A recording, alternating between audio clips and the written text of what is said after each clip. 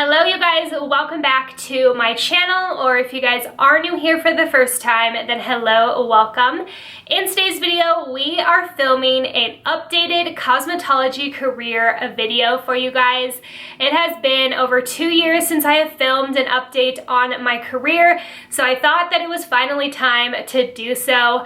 I actually have filmed this video already, but I accidentally deleted the footage, which is okay with me because I wanted to refilm it anyways. I will be going over a ton of information in this video, and I will try as hard as I can to not get too rambly and stay on the bullet point topics that I want to talk about. I will be sharing how much I made the very first year of being in the salon compared to what I made last year. I honestly hadn't really gone back and looked to see how much I made the first year compared to last year. It is kind of crazy and just kind of cool to see how much I've grown in the industry. It's really interesting and kind of cool to see. So I hope that you guys are excited for this video, and without further ado, if you would like to see an update on how my career has been going, just go ahead and keep on watching.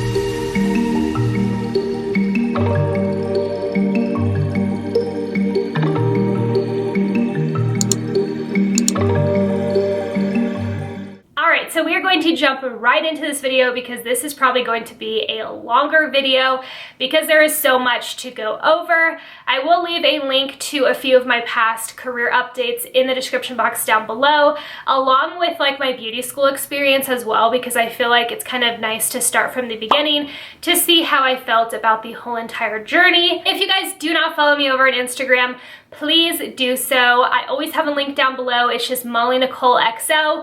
I would love to have all of you guys over there. I post a ton on my stories, and I'm trying to get better at actually posting on my feed as well. I do also have a hair Instagram. If you guys are interested, it is just Hair by Molly Nicole. I will also leave that in the description box down below. I don't think I have ever let you guys know on my YouTube channel about my hair Instagram, but if you are interested, go follow me over there. So we are going to quickly go over how the past 2 years have been. The past 2 years have been really great, honestly. I don't have anything too crazy to update. I do have one thing that I will get into a little bit later in the video and go more depth into. I feel like in this industry you have to have a tough skin, and I feel like most hairstylists are more on the sensitive side. I feel like a lot of us take things to heart, and so I feel like it is kind of hard to build that tough skin, but I definitely have gotten better over the years. I think my maturity and things like that have also helped with that. My clientele is still doing pretty good right now. In January, it is kind of our slower time, so January and February, and usually like September time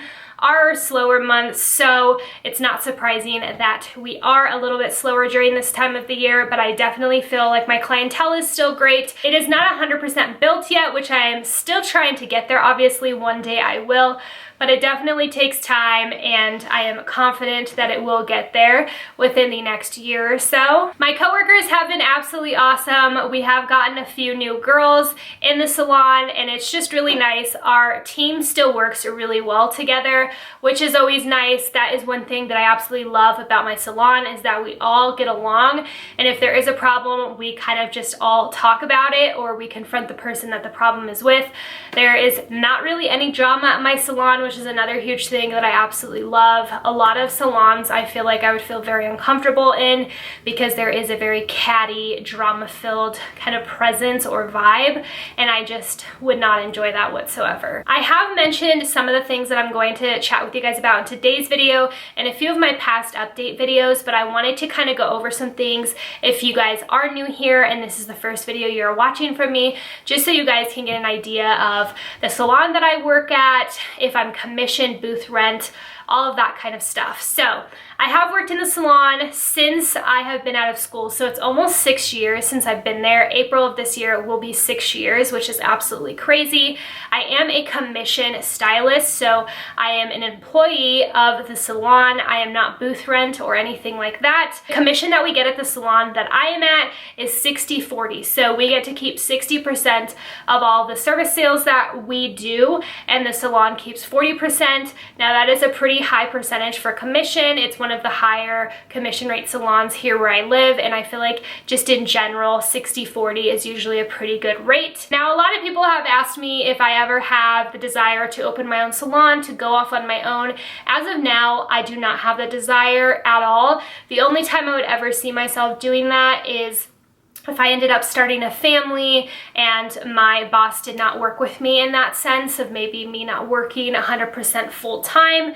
But as of now, that is nothing that I desire to do. I have mentioned this before, but there is just a lot of responsibility that goes into owning your own business or being a booth renter. And right now, I get to leave work and I don't have to worry about anything.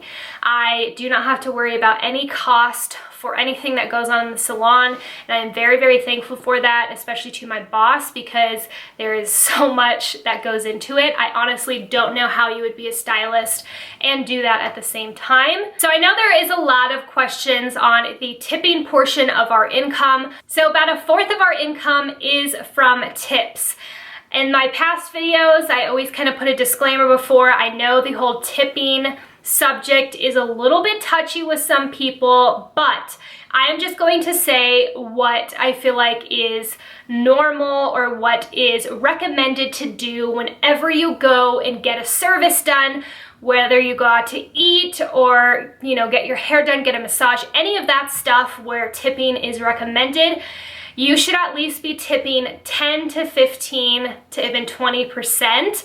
I feel like 15 is a really good percentage, but 20 is what I feel like is recommended. If you cannot even tip 10% of the service that you're getting done, I wouldn't recommend going, just because most of the time when you are getting a service done or going out to eat, these people are relying on tips to make part of their income. So just remember that. I know some people get very angry and upset about the fact that I believe in tipping.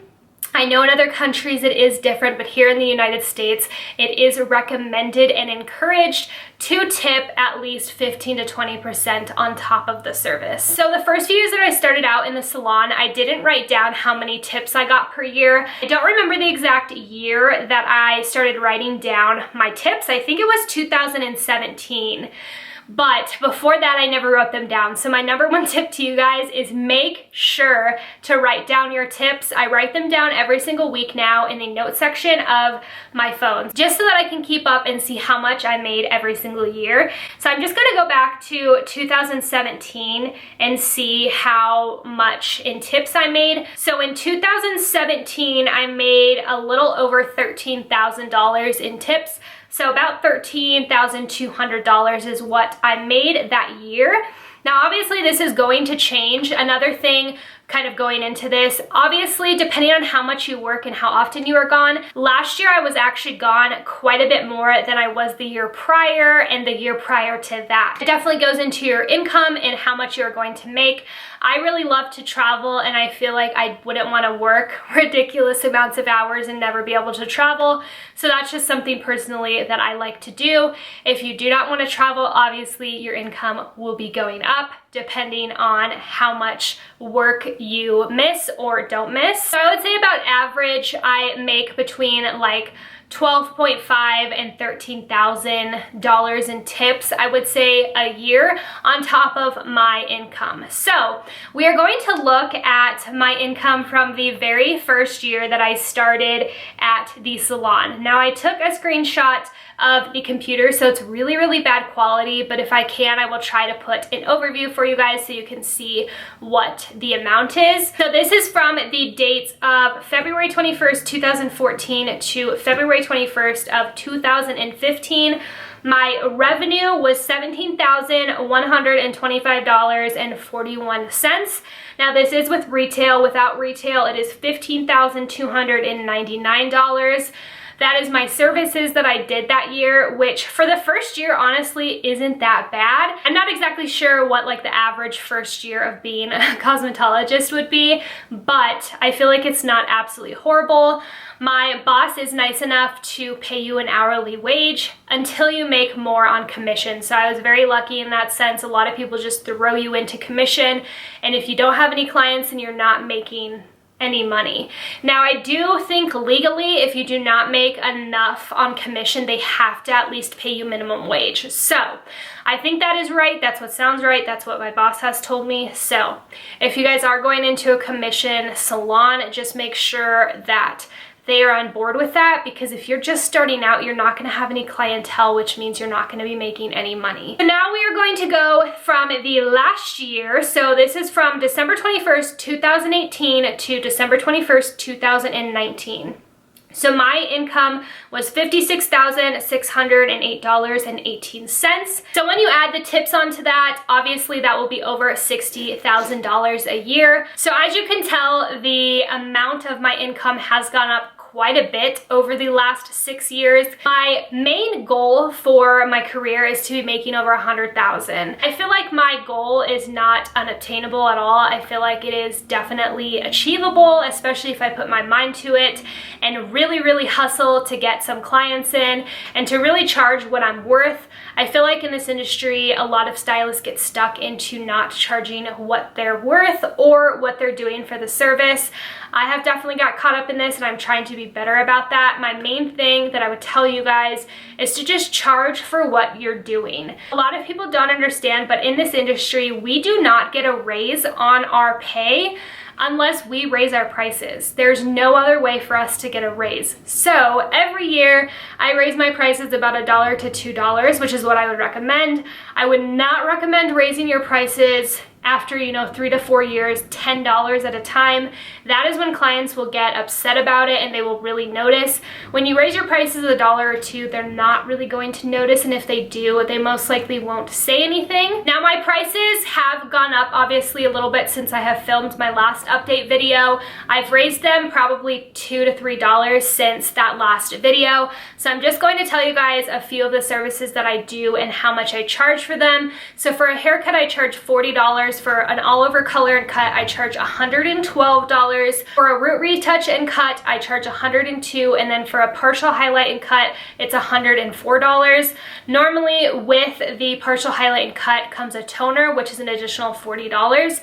So I like to tell you guys my prices just so that you can see kind of what my price range is. At the salon, the services that I do is hair, makeup, and waxing. So I do a pretty well-versed amount of services. I do not do nails or facials or anything like that. It's just not been something that I've been interested in. So another thing that I wanted to chat with you guys about is continued education. This is absolutely huge, you guys. Please keep up on continued education. Thankfully, I chose a salon who is also very passionate about continued education and agrees that it's a very big part of our career. We used to get probably 2 to 3 classes a year. Unfortunately, with everything else in the world, I feel like things just start decreasing and kind of dropping off with benefit wise. So now we're only down to getting 1 class a year, which honestly is better than nothing. I would recommend at least 1 class a year. If not, 1 class every 2 years. I think it's just really important to keep up on continued education. Trends of hair cutting and hair coloring and stuff like that is constantly changing and evolving. So the last thing that we're going to talk about before I get into the questions that you guys asked, I actually had a client cry on me for the first time. I had had a client cry on me before, but it was happy tears. These were not happy tears, that's for sure. I'm not going to get too much into detail of what happened, but I think she was just in shock because we cut a lot of hair off, and she was not very verbal about it. She didn't say anything about it until after the service. She went to the bathroom, and I had already said bye to her and everything, and she started bawling at the front desk when she checked out. I like to think that I handled the situation really well. I did not get upset. I was trying to be as comforting as I could to her and offer her as many things as I could. And I definitely am proud of myself in that situation, because I feel like probably a few years ago I would have handled it a lot differently, but I just tried to comfort the client and do as much as I could to just make her feel okay. But that was an interesting situation. I did not think that I was ever going to have a client cry on me, but You just have to get through situations and move forward from it and not dwell on it or anything like that. I feel like that is very key in any situation in life. So now we are going to get into some of the questions that you guys asked. I'm going to go through these really quickly because I don't want this video to be too much longer. So this one says, I'm going to go to state board. Any tips? Plus, can you tell us about your experience? So state board was really interesting for me. I graduated in December and a new company took over the state board. And so I actually had to go back to school after I graduated for a few weeks so that I could learn the new state board. Thankfully, when I went to go take my new state board, it was not as hard as the one prior to it. You really couldn't miss any points in the state board prior to the new company taking over it. So I was definitely very thankful for that. Just make sure that you are very well studied and prepped for it. There's obviously a practical exam and then a written exam. Someone asked if I was commission or booth rent. I have already answered that. She also asked, how many days of the week do you work in the salon? I work 5 days a week, Tuesday through Saturday. Someone else said, how long have you been doing hair and what inspired you to do hair? I have been doing hair a total of 7 years, including school. What inspired me to do hair is, honestly, I don't know. I think since I was little, I have been very into makeup and hair, and when I was in high school, I got into the whole YouTube thing, and I have ever since just been really obsessed with doing hair and makeup and all of those things. Someone said, do you have any advice for someone just starting school? My main advice for anyone starting beauty school is to just get through it. A lot of people have asked me my opinion on beauty school.